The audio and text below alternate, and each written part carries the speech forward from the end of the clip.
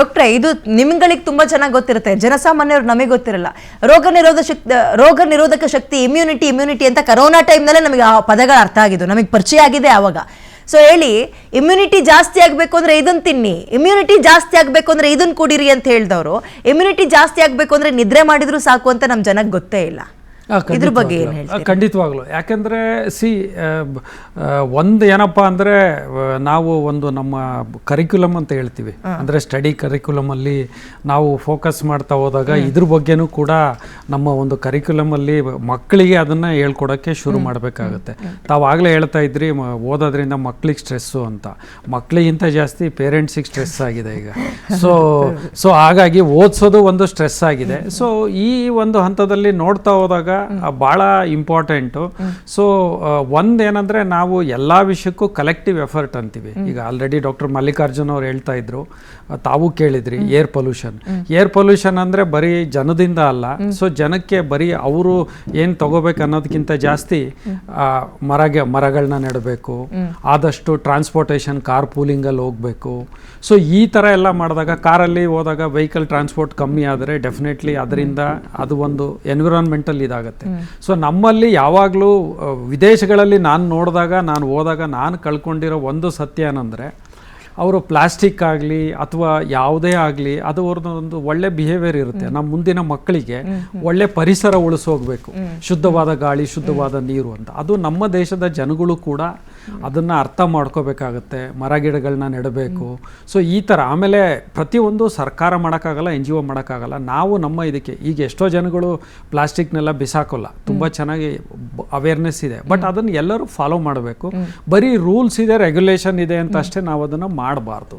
So ಇವೊಂದೆಲ್ಲ ನೋಡ್ತಾ ಹೋದಾಗ ಒಂದು ನಾವು ಅದು ಏನು ನಾವು ಹೇಳ್ತೀವಿ, ಅದು ನಮ್ಮ ಇದರಲ್ಲಿ ಕಂಪ್ಲೀಟ್ ಬಿಹೇವಿಯರಲ್ ಚೇಂಜ್ ಅಂತ ಮಾಡಿಕೊಂಡ್ರೆ ಜನಗಳಲ್ಲಿ ಖಂಡಿತವಾಗ್ಲೂ ಅದರಿಂದ ಒಂದು ಒಳ್ಳೇದಾಗುತ್ತೆ. ಪ್ಲಾಸ್ಟಿಕ್ ಅವಾಯ್ಡ್ ಬಗ್ಗೆ ಹೇಳಿದ್ರಿ. ಕನಿಷ್ಠ ಪಕ್ಷ ಬೆಂಗಳೂರಿನಂತ ಸಿಟಿ ತಗೊಂಡಾಗ ಕನಿಷ್ಠ ಒಂದು 8 ರಿಂದ 12 ಕವರ್ ದಿನ ನಮ್ಮ ಮನೆ ಒಳಗೆ ಬರ್ತಾ ಇದೆ. ಅದು ಬೆಳಗ್ಗೆ ತಗೊಳ್ಳೋ ಟೊಮೆಟೊ ಇಂದ ಹಿಡಿದು, ಹಾಲಿಂದ ಹಿಡಿದು, ರಾತ್ರಿಗೆ ನಾವೇನೋ ಸ್ನ್ಯಾಕ್ಸ್ ಅಂತ ತಿನ್ನೋ ತನಕ ಕವರ್ಗಳು ಕನಿಷ್ಠ 12 ರಿಂದ 18 ಅಥವಾ 8 ರಿಂದ 12 ಅಂತೂ ಪ್ರತಿಯೊಬ್ಬರು ಮನೆಯೂ ಸೇರ್ತಾ ಇದೆ. ಗೊತ್ತಿಲ್ಲ ಇದು ಎಲ್ಲಿಗೆ ಹೋಗಿ ನಿಂತ್ಕೊಳ್ಳುತ್ತೋ ಅಂತ. ಓಕೆ, ಟಾಪಿಕ್ ಸ್ವಲ್ಪ ಡೈವರ್ಟ್ ಆಯಿತು, ಕರೋನಾ ಬಗ್ಗೆ ಮಾತಾಡ್ತಾ ಇದ್ವಿ. ಅಗೇನ್ ನಾವು ಟ್ರ್ಯಾಕಿಗೆ ಬರೋಣ. ಡಾಕ್ಟರ್ ಚಂದ್ರಶೇಖರ್ ಅವರೇ, ನಿಮ್ಮ ಲಾಸ್ಟ್ ಮೆಸೇಜ್ ನಿಮ್ಮ ತುಮಕೂರಿನ ಜನಕ್ಕೆ. ಧೈರ್ಯವಾಗಿರಿ, ಕರೋನಾಗ್ ನಾವು ರೆಡಿ ಆಗಿದ್ದೀವಿ, ತಲೆ ಕೆಡಿಸ್ಕೊಬಿಡಿ ಅನ್ನೋಕೆ. ಏನು ಮ್ಯಾಮ್, ನಾವು ಎಲ್ಲರಿಗೂ ಹೇಳೋದಿಷ್ಟೇ, ಪ್ಯಾನಿಕ್ ಆಗಬೇಡಿ, ಯಾವುದೇ ಆತಂಕ ಹೆದರ್ಕೋಬೇಡಿ. ಆರಾಮಾಗಿ ನಿಮ್ಮ ಮನೇಲಿ ಏನೈತೆ ನೀಟಾಗಿ ಸ್ವಚ್ಛವಾಗಿ ಊಟ ಮಾಡಿ ಆರಾಮಾಗಿರಿ. ಈಚೆ ಕಡೆ ಹೋಗ್ಬೇಡಿ. ಜನ ಏನ್ ಹೇಳಿದ್ರು ತಲೆ ಕೆಡ್ಸ್ಕೊಂಡ್ಬೇಡಿ. ಅಕಸ್ಮಾತ್ ಏನಾದ್ರು ಆತರ ಇದ್ರೆ ಹತ್ರ ಆಸ್ಪತ್ರೆಯಲ್ಲಿ ಹೋಗಿ ತೋರ್ಸ್ಕೊಳ್ಳಿ. ಅವ್ರು ಏನ್ ಟ್ರೀಟ್ ಮಾಡ್ತಾರೆ ಟ್ರೀಟ್ ಮಾಡಿಸ್ಕೊಳ್ಳಿ.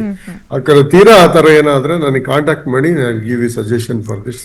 ಇದು ಯಾರು ಹೆದರ್ಕೊಳ್ಳೋ ಅವಶ್ಯಕತೆ ಇಲ್ಲ. ತುಮಕೂರು ಜಿಲ್ಲೆಯಲ್ಲಿ ಎಲ್ಲರಿಗೂ ನಾವಿದ್ದೀವಿ, ನಾವು ಆರೋಗ್ಯ ಇಲಾಖೆ ಸನ್ನದ್ಧವಾಗಿದೆ ಅಂತ ಹೇಳಕ್ಕೆ ಇಚ್ಛೆ ಪಡ್ತೇನೆ. Okay, anyway thank you sir. Thank you sir.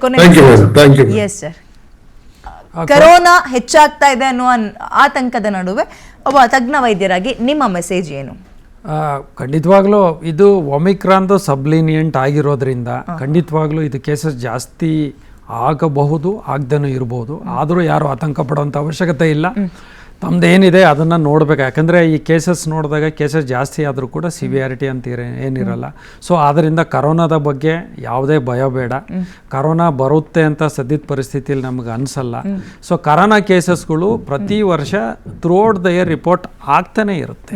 So that is, ಯಾಕಂದರೆ ಆಪರೇಷನ್ ಮಾಡ್ಲಿಕ್ಕೆ ಹೋದಾಗ ಕರೋನಾ ಟೆಸ್ಟ್ ಮಾಡ್ತಾರೆ, ಹುಷಾರಿಲ್ಲ ಅಂದ ಕರೋನಾ ಟೆಸ್ಟ್ ಮಾಡ್ತಾರೆ. ಈಗ ಸತ್ತಿರೋ 4 ಜನನು ನೇರ ಕರೋನಾ ಬಂತು ಸತ್ತೋಗ್ಬಿಟ್ರು ಅಂತಲ್ಲ, ಬೇರೆ ಬೇರೆ ಕಾಯಿಲೆ ಇತ್ತು.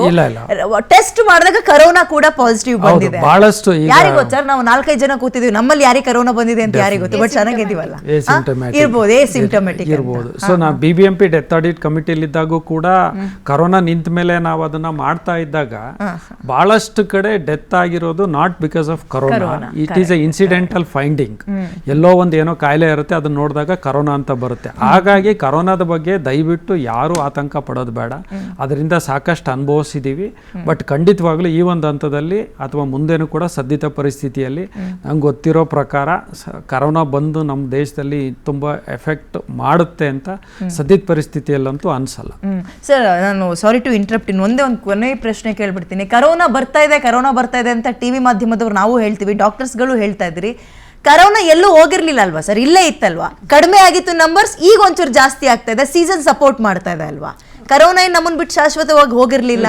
ಡೆಫಿನೆಟ್ಲಿ ನಾವು ನೋಡ್ತಾ ಹೋದಾಗ ಒಂದು ಯಾವುದೇ ಒಂದು ಕಾಯಿಲೆ ಬಂದಾಗ ಎಪಿಡೆಮಿಕ್ ಅಂತೀವಿ, ಅಂದ್ರೆ ಅದು ಪೀಕಿಗೆ ಹೋಗುತ್ತೆ. ಸೊ ಕರೋನಾ ಪ್ಯಾಂಡಮಿಕ್ ಅಂತೀವಿ, ಒಂದು ಪ್ರಪಂಚದಾದ್ಯಂತ ಕೇಸಸ್ ಸಂಖ್ಯೆ ಜಾಸ್ತಿ ಆಗ್ತಾ ಹೋಗುತ್ತೆ.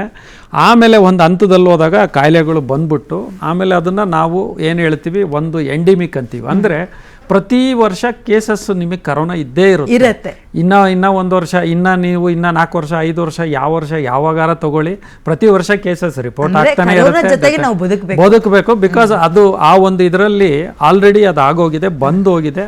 ಸದ್ಯದ ಪರಿಸ್ಥಿತಿಯಲ್ಲಿ ಅಥವಾ ಮುಂದಿನ ಹಲವಾರು ವರ್ಷಗಳಲ್ಲಿ ಅಂತ ಯಾವುದೇ ಒಂದು ತೊಂದರೆ ಇಲ್ಲ.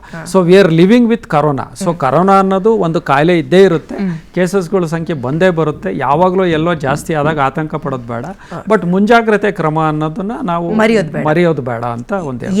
ದಿವ್ಯಾ ಮೇಡಮ್, ಕೊನೆ ಮೆಸೇಜ್.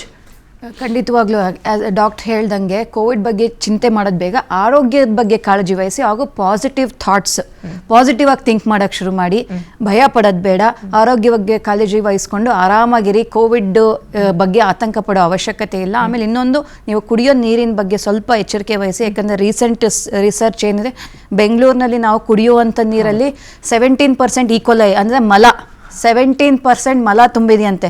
ದಯವಿಟ್ಟು ಕುಡಿಯೋ ನೀರನ್ನ ಚೆನ್ನಾಗಿ ಕಾಯಿಸಿ ಆರಿಸಿ ನೋಡಿದ ಕಡೆ ಎಲ್ಲ ಸಿಕ್ಕಿ ಕಡೆ ನೀರು ಕುಡಿಯೋಕೆ ಹೋಗ್ಬಿಡಿ. ಅದರಿಂದನೇ ಅರ್ಧ ಎಲ್ಲ ಇನ್ಫೆಕ್ಷನ್ಸ್ ಬಂದಾಗ, ಅದರಲ್ಲಿ ಯಾವಾಗ ಕೋವಿಡ್ ಟೆಸ್ಟ್ ಮಾಡಿದಾಗ ಪಾಸಿಟಿವ್ ಟೆಸ್ಟ್ ಆಗಿ ಕೋವಿಡ್ ಇಂದ ಆಯಿತು, ಎಲ್ಲೆಲ್ಲೋ ನೀರು ಕುಡಿತಾರೆ, ಎಂತೆಂಥದ್ದು ನೀರು ಕುಡಿದು ಬಿಡ್ತಾರೆ. ಸೊ ಬೆಂಗಳೂರಿನ ನೀರು ಹಾಳಾಗಿದೆ, ನೀರು ಕುಡಿಬೇಕಾದ್ರೆ ಯೋಚನೆ ಮಾಡಿ ಆರೋಗ್ಯದ ಕಡೆ ಗಮನ ಕೊಡಿ ಅಂತ ಹೇಳಕ್ಕೆ ಇಷ್ಟಪಡ್ತೀನಿ. ಎಸ್ ಸರ್, ತಮ್ಮ ಲಾಸ್ಟ್.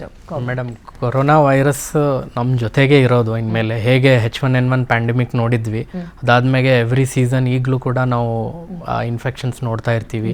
ಕರೆಂಟ್ಲಿ ಈ ಮಂತ್ ಕೂಡ ಆ ಥರ ಕೋವಿಡ್ ವೈರಸ್ ಕೂಡ ಅದೇ ಥರ ಸೀಸ್ನಲ್ ಸ್ಪೈಕ್ಸ್ ಇದ್ದೇ ಇರುತ್ತೆ.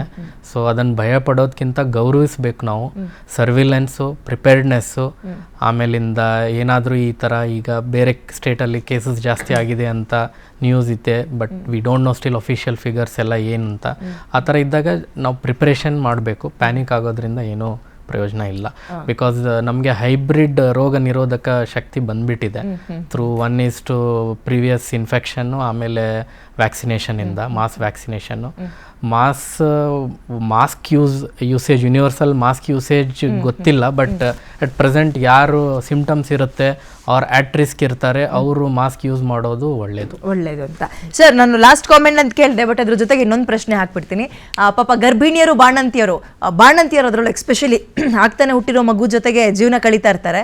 ಈ ಅಕ್ಕಪಕ್ಕದ ಹೋಗ್ಬರೋರೆಲ್ಲ ಏನು ಮಾಡಿರ್ತಾರೆ, ಶೀತ ಗೀತ ಇಟ್ಕೊಂಡು ಬಂದು ಆ ಅಮ್ಮನಿಗೂ ಹಬ್ಸಿ ಮಗುಗೂ ಹಬ್ಸಿ ಹೋಗಿಸ್ತಾರೆ. ಬಟ್ ಪಾಪ ಕಂಪ್ಲೇಂಟ್ ಯಾರಿಗೆ ಬರುತ್ತೆ ಅಂದರೆ ಅಮ್ಮನಿಗೆ ಬರುತ್ತೆ, ಹೊಸ ಅಮ್ಮನಿಗೆ. ಸೊ ಈ ಕರೋನಾ ಟೈಮ್ನಲ್ಲಿ ಒಬ್ಬ ಬಾಣಂತಿ, ಮಗುವಿನ ಜೊತೆಗಿರುವಂತಹ ಬಾಣಂತಿ ಅನುಸರಿಸಬೇಕಾಗಿರುವ ಕಟ್ಟುನಿಟ್ಟಿನ ಕ್ರಮಗಳೇನು, ಅವ್ರ ಮನೆಯವ್ರು ಏನು ಯೋಚನೆ ಮಾಡಬೇಕು ಆ ಬಾಣಂತಿ ರೂಮಿಗೆ ಹೋಗೋಕ್ಕಿಂತ ಮುಂಚೆ? ಒಂದು ನಾವು ಯಾವುದೇ ಒಂದು ಮಗುಗೆ ನೋಡ್ತಾ ಹೋದಾಗ ಮಗುವಲ್ಲಿ ರೋಗ ನಿರೋಧಕ ಶಕ್ತಿ ಅಂದರೆ ಇಮ್ಯುನಿಟಿ ತುಂಬ ಕಮ್ಮಿ ಇರುತ್ತೆ.